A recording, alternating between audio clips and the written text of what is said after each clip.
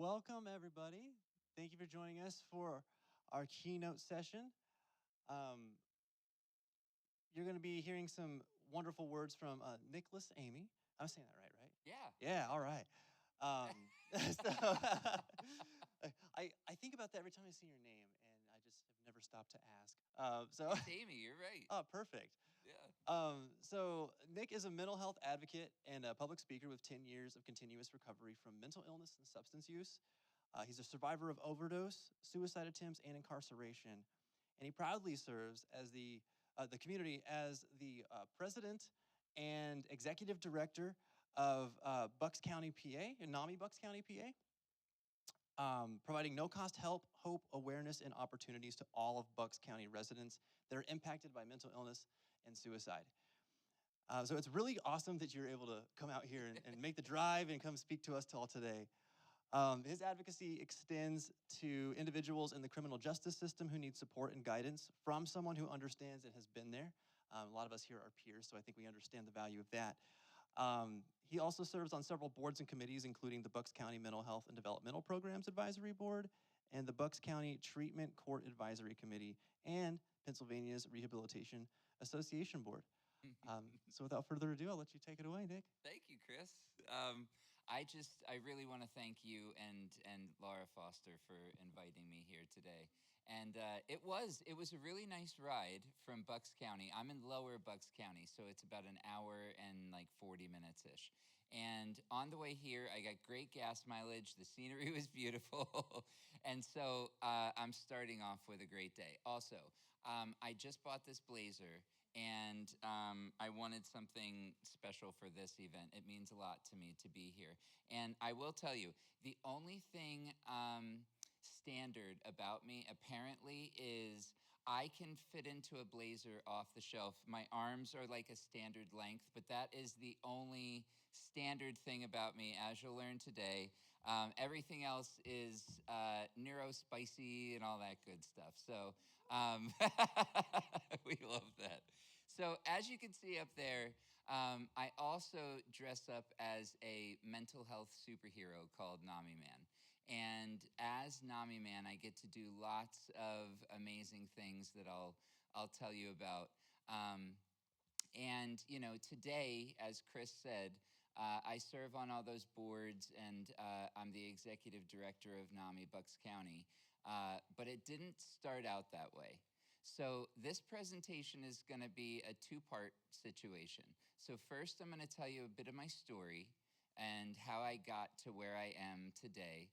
And then I'll tell you how I built a peer workforce in Bucks County and what that means for people living with mental health conditions, clinicians, treatment teams, etc. So let's start at the beginning. So this is little Nick. Look at my little crop top. My mom was a trip. So that's little Nick. And, you know, I grew up in Bucks County in a place called Levittown, if you've ever been down there. And I had a really normal childhood, if normal isn't a thing. But if you were to call anything normal, it would have been my childhood. My mom was a great mom.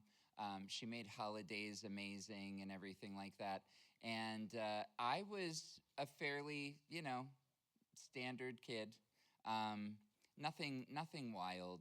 And things started to take a turn for me when I went to school, when I started school. And when I got to school, everyone noticed that I had a lot of anxiety. I would worry about everything all the time. And so they had me evaluated. And I think by the time I was in first grade, they put me into the gifted program. And so my parents thought, okay, well, whatever we thought was wrong with Nick, it's just that he's smart and he should be in the gifted program. And so they'll take care of everything. And I was in this gifted program, and things kind of steadily got worse with my mental health. I would be fine in school, and I'd be a perfect angel all day, and then I would come home and explode on my family. I know looking at this little guy, you would never think, that I would go home and explode on my family, but I did. Um, and I had this, you know, aggression inside, and it was in large part due to the fact that I never felt like I belonged anywhere, including school. I got made fun of every single day for everything you can think of: the way I walked, the way I talked, the way I dressed, my hair, the clothes my mom bought me. And my mom would try really hard to, make me fit in, to do things that would make me look like the other kids and things like that. Um, and I would also come home, and the way that I dealt with things when I was a little boy, there no drugs and alcohol at the time. I was too little, but food. I used food as a coping mechanism, and so I became a bigger boy, and that got me bullied even more. And by the time I got to like middle high school, I wanted one person to like me other than my mom. My dad wasn't my biggest fan. He didn't really like me. Um, and I think, that may have to do with the fact that my dad told us he never wanted kids. Um, he told us that, he did not like gay people, and I'm gay. I didn't know it at the time when I was little, but I think my dad did. And so I was never accepted by him.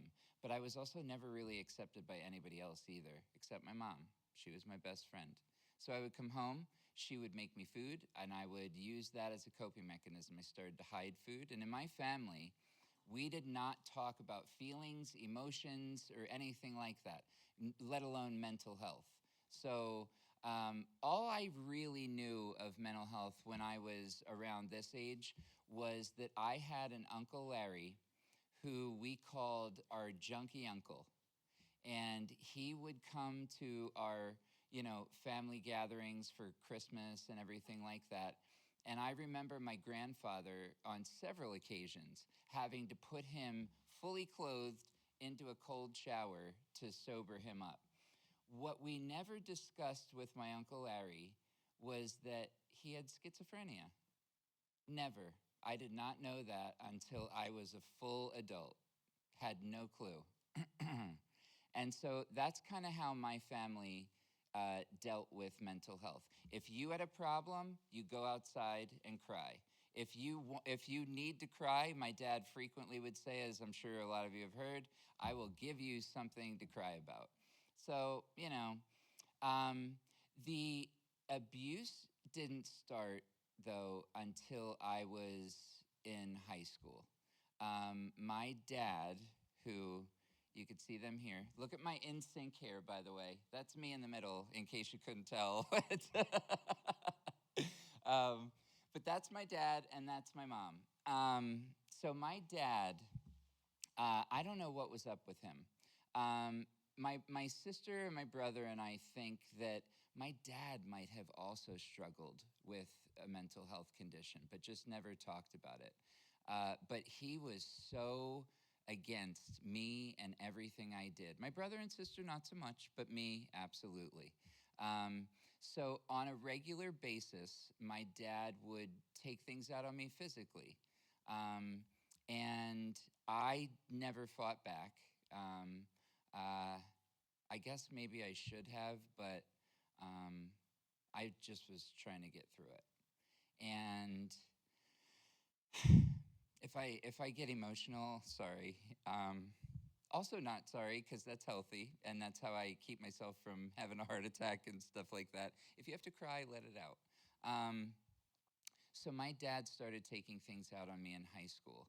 And so my way of handling that was to plan and get away from him. And so when it was time to go to college, I got scholarships for several places. And I was very fortunate for that. I ended up getting a full scholarship to a place called Emerson College in Boston, which was, I thought, sufficiently far from Bucks County and my dad. What I didn't really realize, though, was that when I left to go to school in Boston, that was also really far away from that woman who was my best friend. I also realized when I got to Boston that I really didn't know how to live.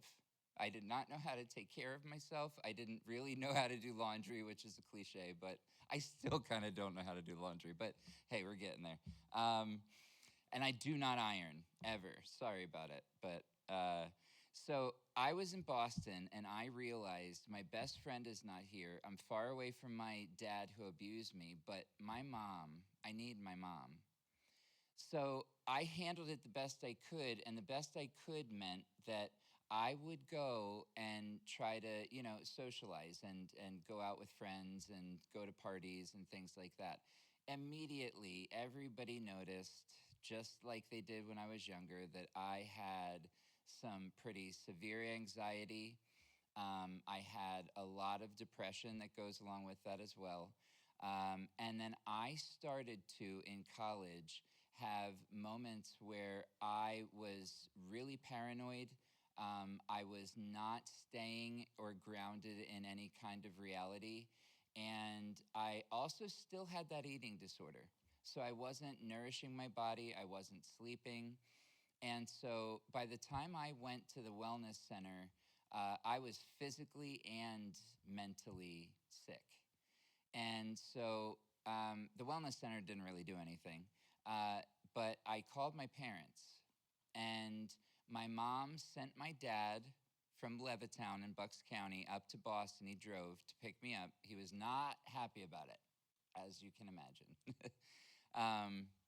So he picks me up, and he complained about it the whole way home, and I just wanted to be home. My glands were swollen, like I was sick physically too. So we get home, and I sleep for a little bit, wake up, go out into the living room.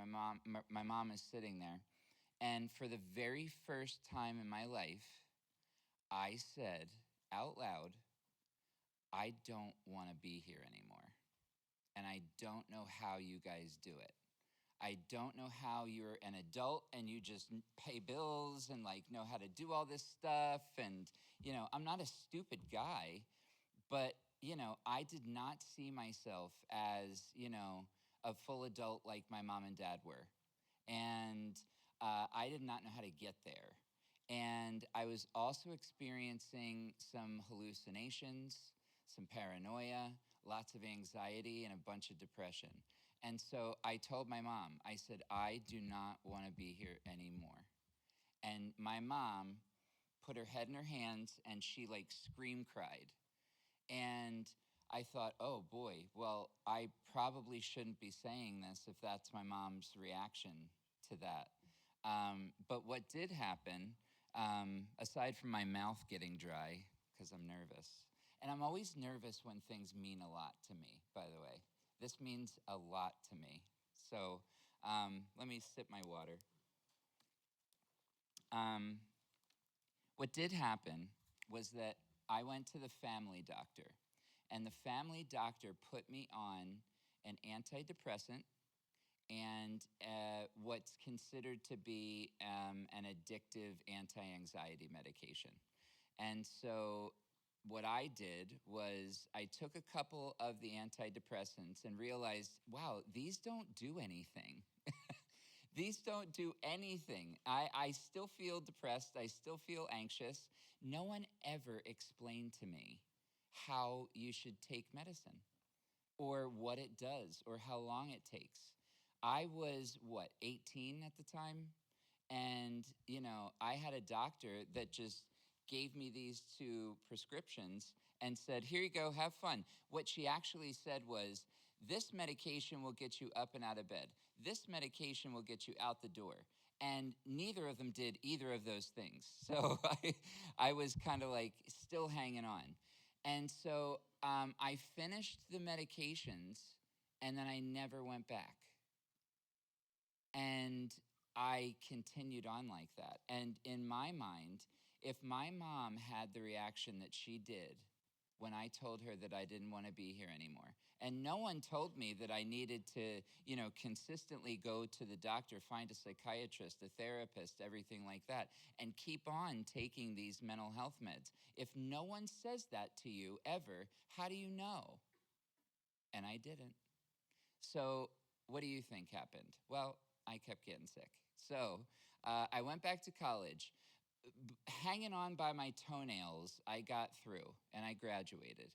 And after college, I was like, all right, well, maybe I figured this stuff out. Um, what I also developed in college was a pretty healthy addiction to pills, painkillers. And I got a job running a pharmacy chain, um, which, yeah, oops. uh, or, was that strategic? I don't know. It wasn't at the time, I promise. So I ended up, I did well. I was running this pharmacy chain. I kept getting promoted, and all of a sudden, I was the regional vice president, and I was like 24 years old. And I did not know what I was doing in life. I was good at my job, but in life, I did not know what I was doing. So that went all right. I was in one of my stores in New York, one of the pharmacies in New York State, and I started to feel like everything was too much. It was like that that episode in college. I started having hallucinations. I started getting really paranoid about everything. Nobody likes me. Everyone's talking about me. I'm not good at this job. Like everyone hates me, and they're all talking about me. I was hearing voices, um, and if any of you here have ever heard voices, you know how scary that is. Um, and while I'm trying to be like Mr. Professional and everything, and running, huge stores with staffs and everything like that, it was wild times. So I called my mom in Levittown and I said, Mom, I am losing my mind. Like something is really wrong. And I don't know what to do. And I need help of some kind. But I don't want you to freak out again like you did before. I said, I'm not going to try and kill myself. I need some kind of help. So my family and my mom, like they didn't know. So she told me to come home, and I did. So I went home to Levittown, and my bedroom was exactly like it was when I left. And my mom made me a grilled cheese, and she gave me a Dr. Pepper, and she put me to bed, and she said, you will feel better in the morning. And I sort of did. I woke up, I was looking through some photo albums, and then I heard my mom. I heard her in the bathroom. My mom was obsessed with cleaning, just like I am. My house is spotless. You can eat off of any surface. You're welcome anytime to test it. So I heard her in the bathroom, and she was cleaning. And then I heard her make a noise, and it was weird. We had a big yellow lab at the time, dog, and it sounded like the yellow lab jumped up on her, and she went, ugh, like that. And I thought, well, I better check. My mom's my best friend. So I went out, and I said, Mom, and she didn't answer me. And I went out a little further, and I said, Mom, and I saw her, and she was face down on the ground, and she had knocked her teeth out, her front teeth. And I rolled her over. I pulled the teeth out of her throat, and I gave her CPR, and she started breathing again. And as soon as she did, she vomited, but she never woke up. The ambulance came. My dad was there, but not of any real help.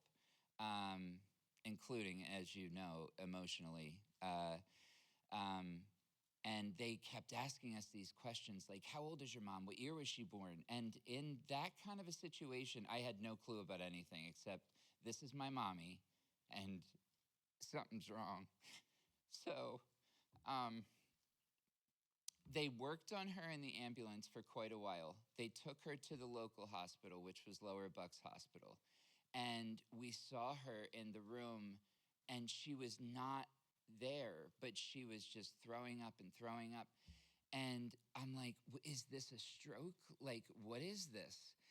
And all of a sudden, they all came out and they said, your mom is being flown to Jefferson Hospital in the city.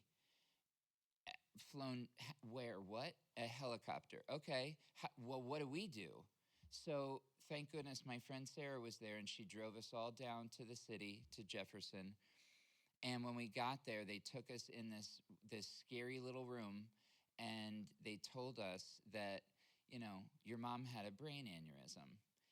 And they said, but you should have hope, because this is the best hospital for that. We're going to put a copper coil in her brain. And I just was like, oh my God. So that surgery took a long time. And when she got out is like the image that, when you can't sleep at night or you're really stressed out about stuff, and you just like there's an image in your head and you just can't get it out. And it's stuff that you don't want to think about. That's the image I see, is my mom coming out of surgery, and her head is shaved and her teeth aren't in. And she just, like, my mom, look how pretty she is. And, she would not have wanted us to see her like that. And so, they kept telling us to have hope, have hope, have hope. And I'm like, you have no idea what this is like. And so, I tried, but I also was not sober for any of this. I was on a large amount of pills and of various kinds. Some were painkillers, some were anti-anxiety meds. And I just was like, I'm not going to make it through this. I'm not going to make it through this. And my family at this time was hating on me because I think they knew I wasn't sober, and they knew I was not okay, really. And my family, I think, thought, well, this is Nick's fault. This is Nick's responsibility. He can control this. And what they didn't know was that I couldn't. And even if there was a time where I could have controlled it, at this point, it was out of control. So my mom was in the hospital unconscious for a few days, and they tried to stabilize her, and they couldn't. They couldn't get her body temperature to maintain. They couldn't get everything, stabilized. And she ended up having a stroke as well. And then they started telling us things like, well, it's not looking so good. So on the last night, the night that they decided, to pull the plug, I was at work that day. They told us to go back to work and try to live normal lives. So I was at work. They called me, and they said, Nick, we need to take your mom off life support. And I passed out at work, and someone picked me up and drove me to the hospital. And when I got there, they were saying last rites around the bed, and I stopped them to just one last time. I was going to try and talk to my mom. And I said, Mom, it's Nikki. And she was unconscious, and she just went like this, like that. And a couple tears came down, and we ran and got the doctor, and the doctor came in, and he said, Nick, that's a mom's response. It's a primordial response. A mom is always gonna respond to her child. And it ruined me. And so you might think that I wanted to live a better life and get my act together. You don't know also how many times I heard my dad say, when I'm 18, Nick, get your act together. It's time. You're 18. Nick, you're 21. Get your act together. It's time. Nick, you're 25. Get your act together. Nick, you're 30. And, I couldn't. If I could have, I would have. So you might think I tried to improve my life to make my mom proud and everything like that. But when I was at her deathbed, all I wanted to do was die. I wanted to go with my mom. And so I did everything in my power to not do that. And that looked like active addiction. It looked like behaving terribly. I didn't care about anybody else because I didn't care about myself. I didn't care if I lived. I didn't care if I died in a fiery crash. I didn't care how I went. I just did not want to be here and I could not do it anymore. So my mom died in January and I made it to September. September 30th would have been her birthday. And I was done. So I walked into one of the pharmacies that I ran, and it was in Montgomery County. And I unlocked the pharmacy, and I took what I thought I needed to end my life. And I went home, and I took these pills until I couldn't do it anymore. And I ended up, passing out. And I was out for, I don't know exactly how long, to be honest with you. It was 3 or 4 days. Um, and you could say that my addiction sort of saved my life. My tolerance was so high that didn't kill me. Or maybe it was my mom, I don't know. But, man, um, I woke up and we got a call. And the call was from my boss. And my boss said, Nick, there's an emergency. I need you here at this store. Never did it occur to me that I was the emergency. So I put, and it's okay to laugh sometimes, I put a Hot Pocket in the microwave and I flew up the turnpike to my store. And I walk in and I'm in the office, I go in my office and my boss says, oh, Nick, I need printer paper from the back room. Yeah, you need printer paper from the back room. So I went in the back room, there's loss prevention. And they say to me, we're so disappointed in you, Nick. We know what happened. We have you on camera. If you tell us what happened, we won't arrest you. So I sat down and these forms that they have, I filled them out in triplicate. I don't know what's wrong with me. I'm crazy. I'm an addict. Maybe I have a problem. My mom just died. I am really sad. I can't keep it together. Like, I don't know what I'm doing, but I think I need help. I don't know what kind, and I didn't want to go away forever and be locked up in a state hospital.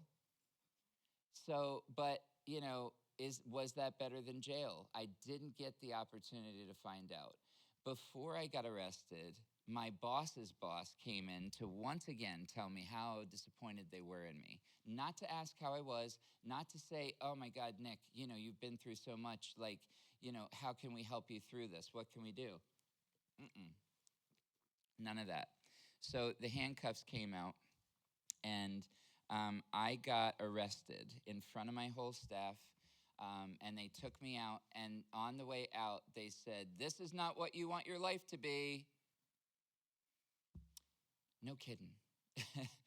So I'm in the back of the police car, and the officer driving is waiting for his partner to get in the passenger seat. And he leans back, and he looks back at me, and he says, didn't your mom just die? And I said, yeah, she did.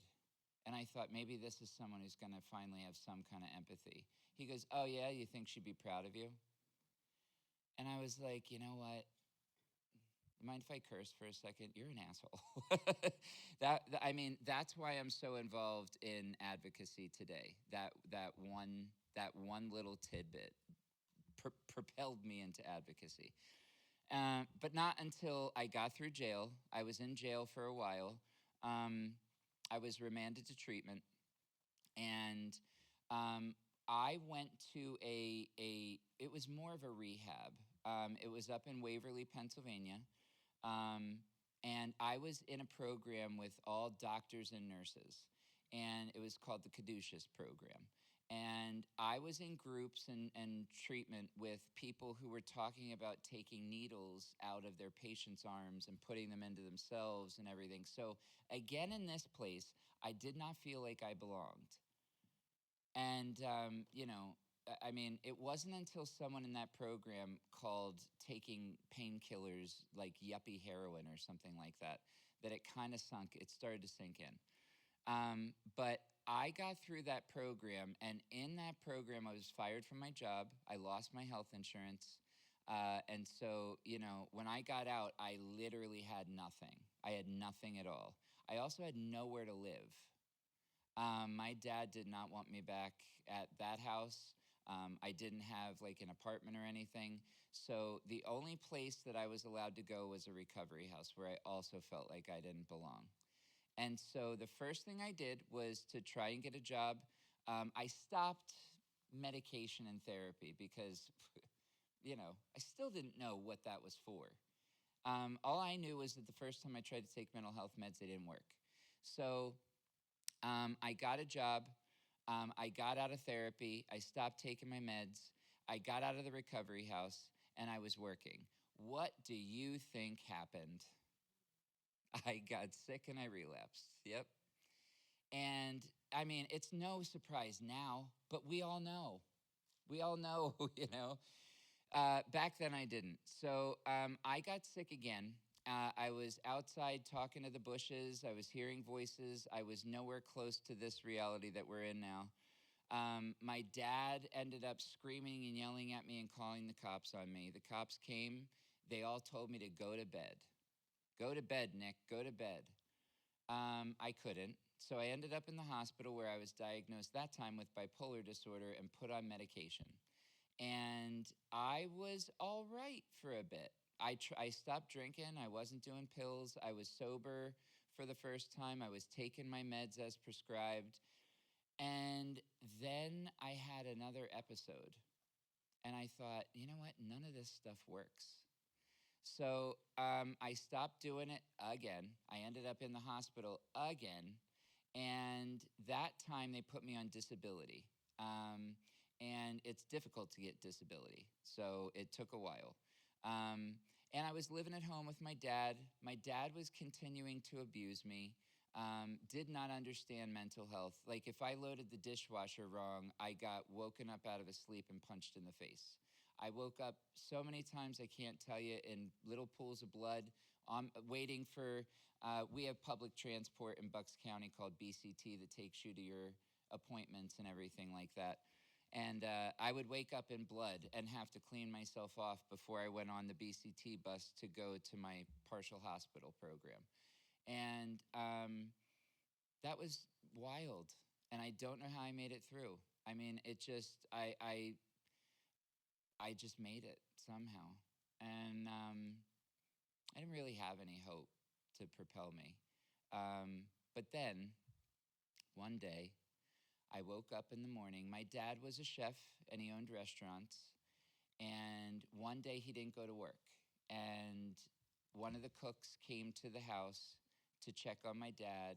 And next thing I knew, my bedroom door flew open and the guy is screaming, Nick, your dad is dead. Nick, your dad is dead. And I looked, I jumped out of bed. I ran into my dad's bedroom. And I hope you never, ever, ever have to see that. I hope you never have to see what my mom was like either. But my dad was a color that I have never seen before, like this green, gray, blue color. And the police ended up coming. They made me wait outside while, I don't know, I guess they were trying to figure out if I killed my dad or something. But I waited outside. It was December. And then they finally figured out, they called my dad's doctor. My dad was supposed to have been wearing a heart monitor, and he wasn't. And it makes you wonder, right? Mental health does run in families. And I wonder what my dad was going through. That, a doctor recommended that he wear a heart monitor, take medication, and he didn't. So either way, doesn't excuse my dad's behavior. My brother and sister came home. They're younger than me. They said, Nick, there's two things you can't do. You got to stop trying to kill yourself, and you can't drink. So at that time, I had learned that drinking helps you cope. And I was drinking all day, every day, to blackout. So what do you think the first thing I did was? Well, I went out and drank. The only reason that I knew that my brother still loved me was because the person who took me out to drink brought me back home, and my brother came out and chased him down the street with a baseball bat.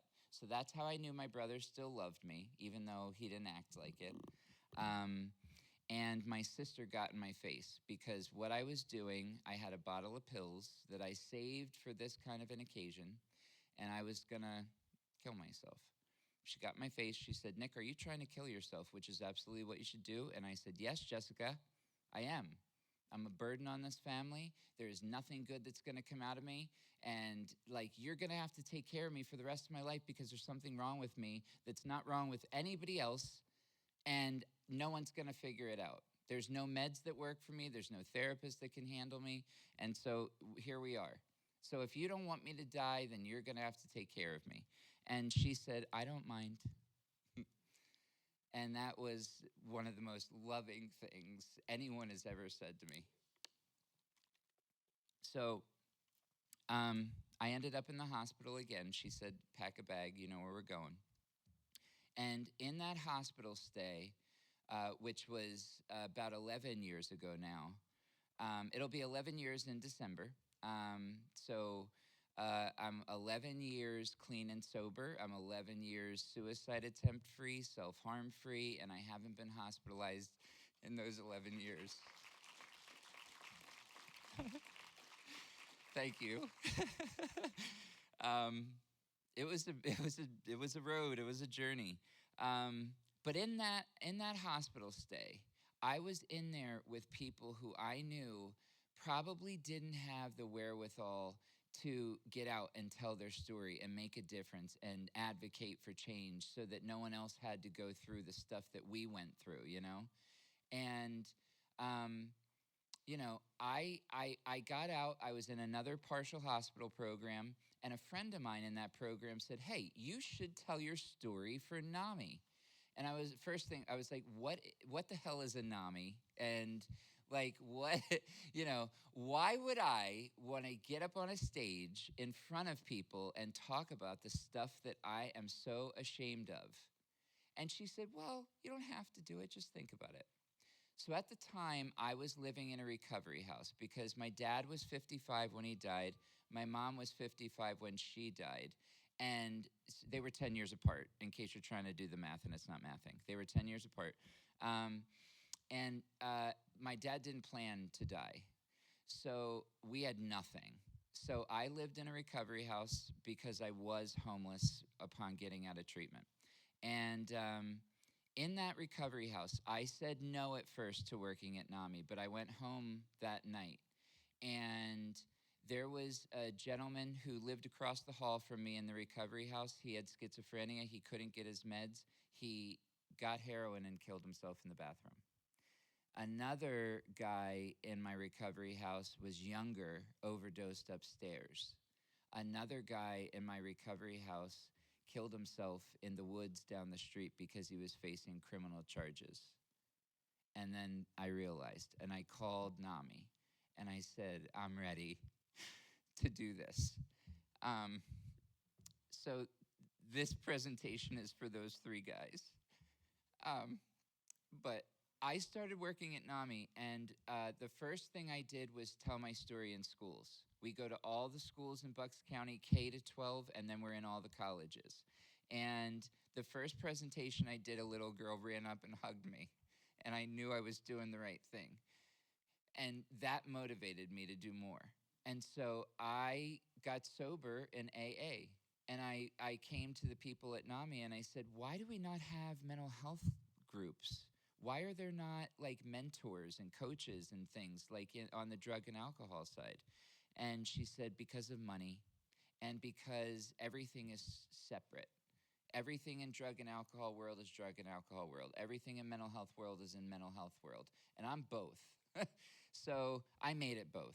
And so over the course of these past 10 years that I've been at NAMI, we've developed a network of support that not rivals because we're not competing, but mirrors AA and NA.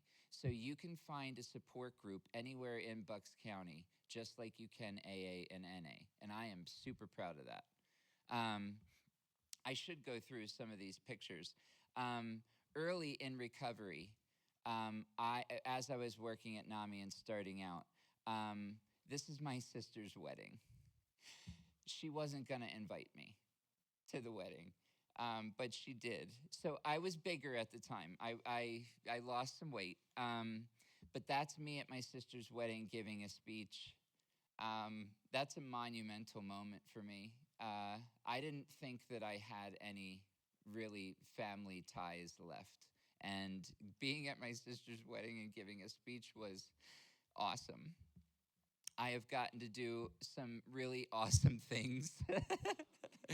That's a documentary that they made about me and NAMI Man. And at the time, I had just, I refurbished our website, our social media, our newsletter. I started all those support group programs, our youth programs in schools. We were not initially in all of the schools, but because of our hard work, we are in every single school in Bucks County. And so the documentary was about me as NAMI Man and the things that we do at NAMI. And one of the things that they touched on was I go and I visit kids. Look at how cute they are. I visit kids in schools and when they're inpatient at the hospital, and I get to tell them in schools, I get to tell them, because you just learned all about mental health, and we teach mental health in elementary schools. It's a program called Small Talk. Is that not cute? So I get to teach, and my team, Mia is amazing. She's our youth programs director, kids, age-appropriate mental health education. And then I come in at the end in that suit, and I get to declare them all superheroes, and we give them masks and capes, and they love it. Look at them. So now, I was a little boy in second grade and third grade getting bullied and wanting to end my life. I didn't have the words to talk about it. Now these kids do. Another thing I get to do is I visit kids in the hospital when they're in there. They all think that they're bad kids and that they're being punished. I get to tell them that they're not. They're actually superheroes for getting the treatment that was so difficult for me to get. That keeps me alive. I'll tell you. These are my little sidekicks. These are my little sidekicks. So there are board members, grandkids, and kids, and they love dressing up as NAMI kids. So we have NAMI boy, NAMI girl, NAMI kid who's non-binary, and they're just adorable. We also have NAMI dogs. They're therapy dogs, and they're just as cute as you think they are too. So where do peers belong?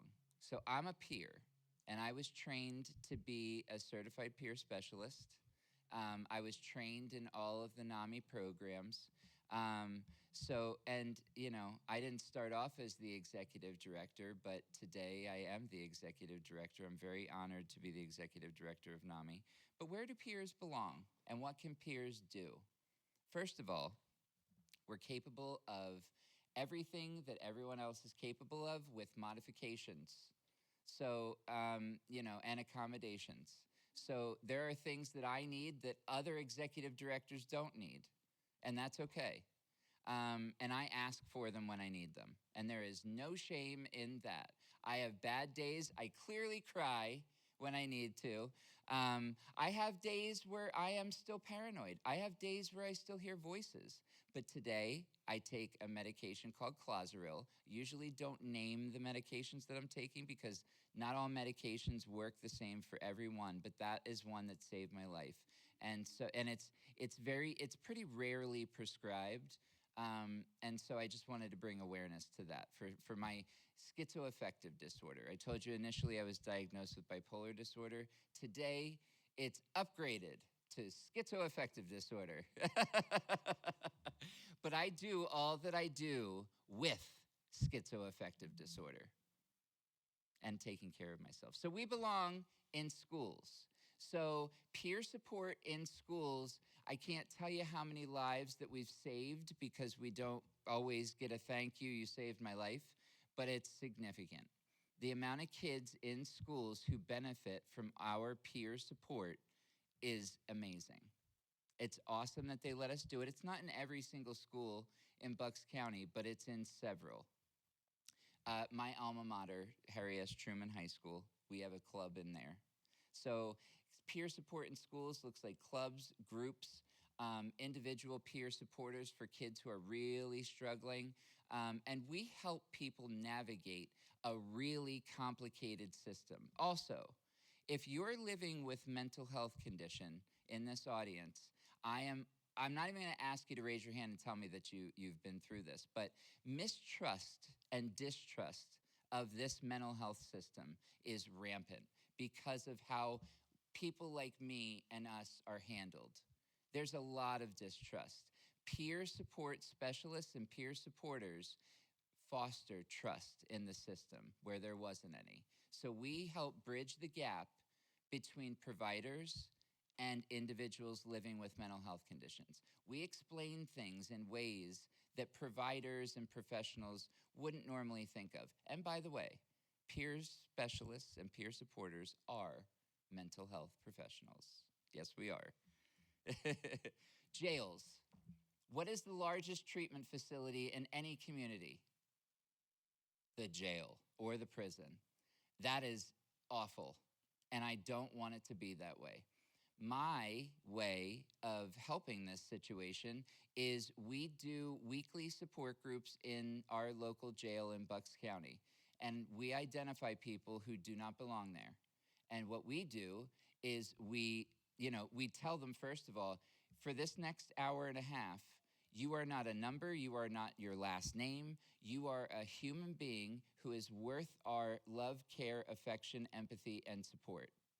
And so for 90 minutes, these people get support that they need because they are worth it. And we identify, when they shouldn't or don't need to be in the jail. And we have a program called Mental Health Court in Bucks County. Well, it's called Wellness Court now. And we advocated for these programs to exist. We advocated hard. And so now we have an elaborate and established mental health court system in Bucks County where in the jail groups, we identify people who shouldn't be there, bring them over to the mental health court side where they get community-based treatment, life skills, everything that they need, treatment, to get back on the road to recovery, to reduce recidivism, first of all, but prove to these people, because we need to be proven that we can and deserve to live a good life. I'm still working on that. I'm still trying to, believe that for myself. The court system should be there to help people, not hurt them. And so NAMI is involved and peers are involved to make sure that that is the case. Support groups, obviously, we talked about that. The power of support groups is amazing. Last year in Bucks County, at NAMI Bucks County, we served almost 56,000 people in our groups, our other programs, and everything like that. That is an accomplishment. When I first started at NAMI, we were lucky if we were serving 2,000 people a year. Now we're up to 56,000. So we are working together to end the stigma. Helplines and warm lines. So it takes one to know one, and there's no better thing to hear when you're struggling than me too. Me too. I've been there. I've done that. I have all the t-shirts. And, on warm lines and helplines, we connect one-on-one with individuals who are struggling and need us. And there's nothing better than that. Hospitals. We should be in every hospital where there is, every hospital period, but especially ones where there are inpatient behavioral health treatment. So us being in the hospital, we are proof that there is hope after that. We are proof that there is hope. We also connect peers to resources, to treatment after being in the hospital, and then we follow them to make sure that they have things that they need. We can think of things that, some providers can't because we've literally walked the walk. In Bucks County, we do a recovery simulation to simulate what it's like to navigate early recovery and all of the barriers that people face. And it's very realistic, and it opens eyes. And so, we belong in all of these places. One of the most dangerous times for individuals living with mental illness after a suicide attempt and after a crisis is the 2 weeks after they get out of the hospital. Community-based treatment. All of us belong in community-based treatment. Most of our facilities in Bucks County have peer support specialists on staff. It's not just enough to have a peer support specialist on staff. You should have several, and you got to pay them. We are not less of a human being than anybody else, than any other mental health professional. So paying a peer $10 an hour when you've got other people making 20-some dollars an hour or salaried positions is not right. We do a lot of good work, and if it weren't for us, many peers would not be trusting of this system that they're taking part in or trying to take part in, right? And last, well, not last, second to last, the boardroom. But don't just invite us for our opinion one time. Make sure that we're a fully fledged part of your leadership team, of your board. I can't tell you how many boards I've been invited to be a part of, and they're just like, I'm the token mental illness guy. I'm the token peer. I'm the only one. And then they depend on me for everything as far as those perspectives. Pay us to do this stuff. If you can volunteer, that's awesome. But a lot of people living with mental illness started out with a disadvantage to begin with. Leadership. I am the president of the Mental Health Board for Bucks County, and I'm the executive director of NAMI. And you can be too. Anyone who's living with that. So to sum it up, people living with mental health conditions should be present in all places where decisions about mental health are made. And I am, and we are, in Bucks County and hopefully here in Lehigh Valley as well. Just a few pictures. This is our board. This is at our some of our board members. This is at our big walk that just happened a couple weeks ago. And they embrace me as though I am just any other professional. I'm unique. I've got some sass and spice to me, and they embrace that as well. But you know, these are just a handful of our peer leaders at NAMI Bucks County. Just a couple of them. The walk days are hectic, and so we got as many people together as we could. But look at them. I love them. And in front is our support programs director, Taryn. And one of the big things that I'm really proud of in my role as a peer leader is that I get to give other peers opportunities. And so all of these people were trained by me, and then Taryn will now start to train other people. And I'm giving Taryn and that team the opportunity that I got, because I would not be here today if it were not for the opportunities afforded to peer leaders. And I'm going to leave you with this thought. I still have a couple minutes left, so maybe questions. I didn't think I would make it. I didn't think that I was equipped to navigate this life. I didn't think that I was strong enough to get through everything that I got through. There were many times I didn't have hope at all.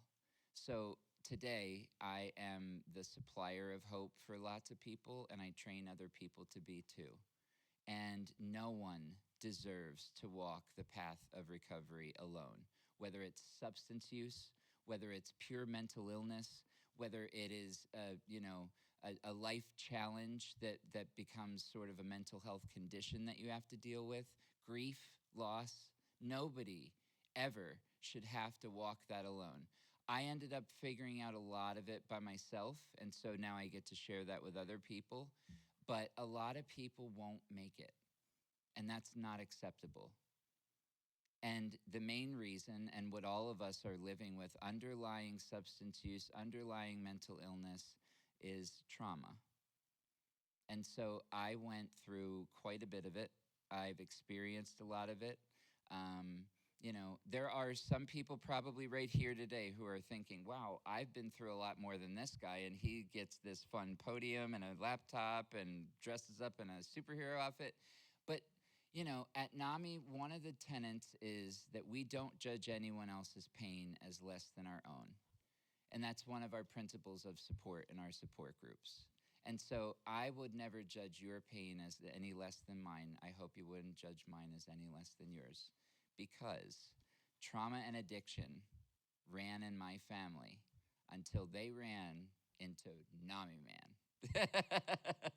So I dress up as this superhero, but I wanted you to meet me as Nick today, because I really am proud of all that I've accomplished personally. I'm proud of all that my team is accomplishing as we speak, all those opportunities that I'm able to give to people.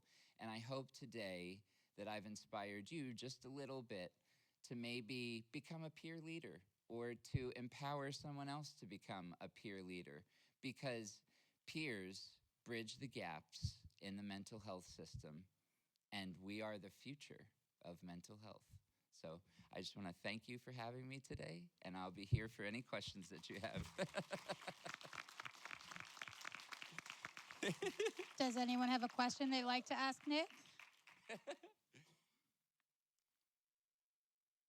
There's nothing off the table, by the way. I'm an open book. Yeah, thanks, Nick. First you. of all, thank you for sharing your life story with us. Yeah. Really appreciate that. Kind of two things. Mhm. So first is more specific.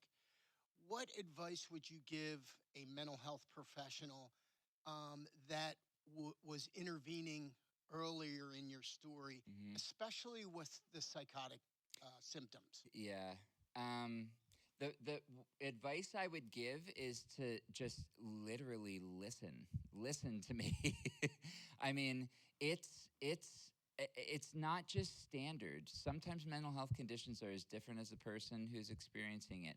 Just listen to me, and advice is wonderful, but if it's not solicited, I don't.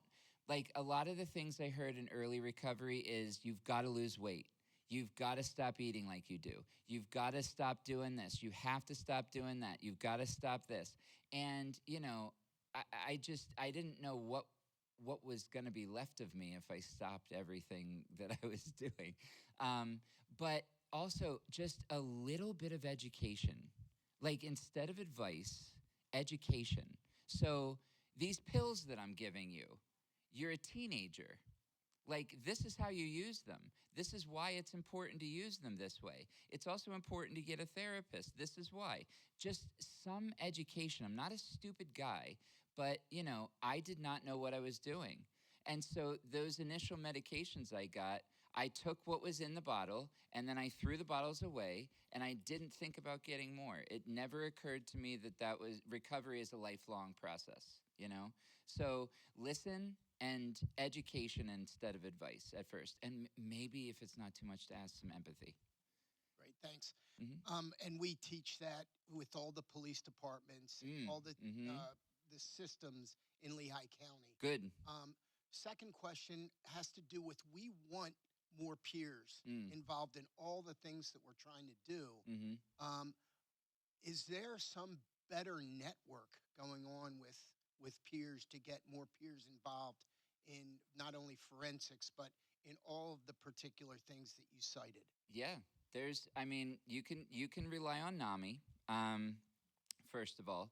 So NAMI is kind of the conduit for peers in a lot of communities. So we have peers who come to our groups, they take our education programs, they volunteer, things like that. And a lot of peers are kind of looking for their path in life.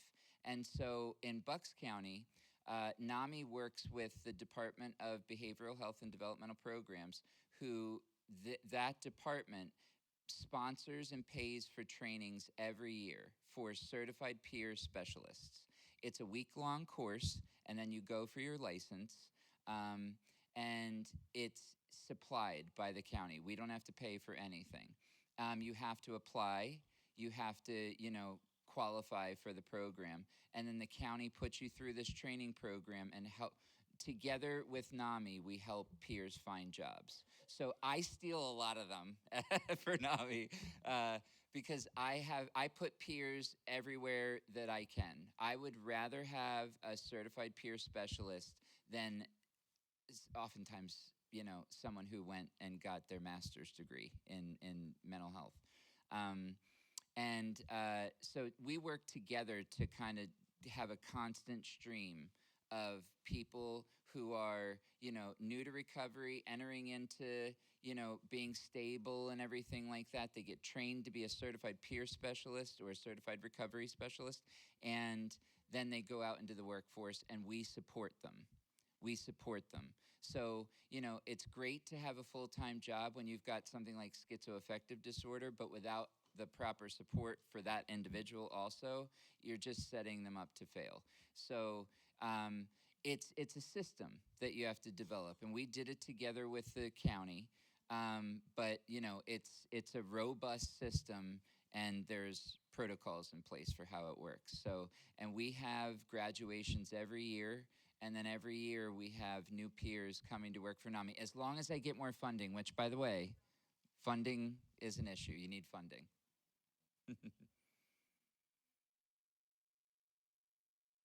Sorry, I told him I'm right here. I'm a peer. So.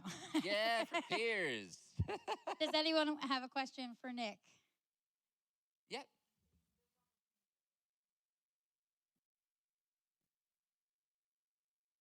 Yep, I'm from Bucks, so that's what that's what I know of.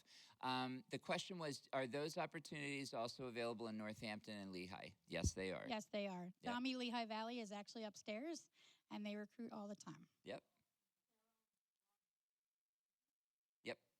And Maggie is the executive director there. So I don't know if Maggie is here today, but just definitely visit the NAMI Lehigh table. NAMI Lehigh Valley is both counties. Yep. Yeah. Oh, absolutely. Yep.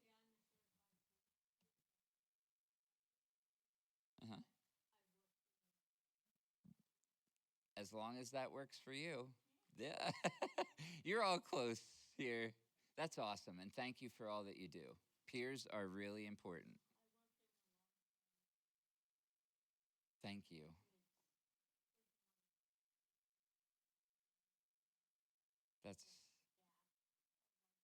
And you make a big difference. Good. And this young lady is a certified peer specialist working in a long-term facility. So thank you. Thank you for all that you do.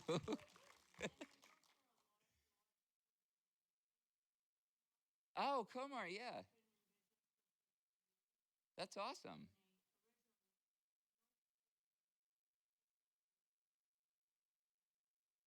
Yep. Yep. We have one in Bucks too. Yep. They're all over the place.